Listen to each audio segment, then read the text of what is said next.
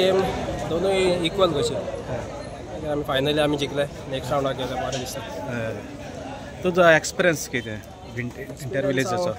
Intervillage आतां पयलीं पयलीं भाशेन आतां चड बरें जाता, आतां ग्रावंड बीन बरें आसता। आमच्या टायमार तितलें आसनासलें, आतां भुरग्यांक एक्चुअली एक्सपोजर बरो तूं तांकां मॅसेज कितें दिता भुरग्यांक? मॅसेज भुरग्यांनी येवपाचें खेळपाक। पयलीं कितें आमी खेळटाले, आतां आमकां माय पाय घेवन वयताले भितर, आतां भुरग्यांक भायर काडूंक जाय, आतां ते मोबायलाचेर खेळटा।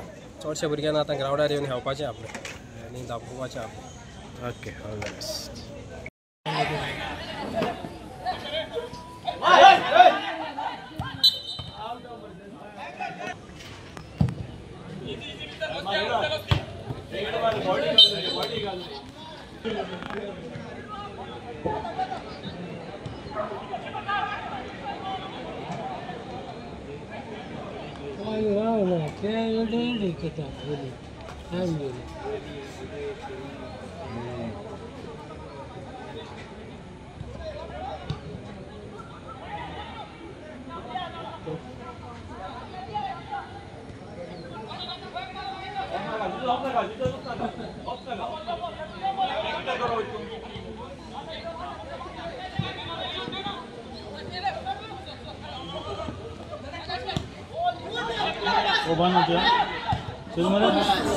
कोई जमा पर काय है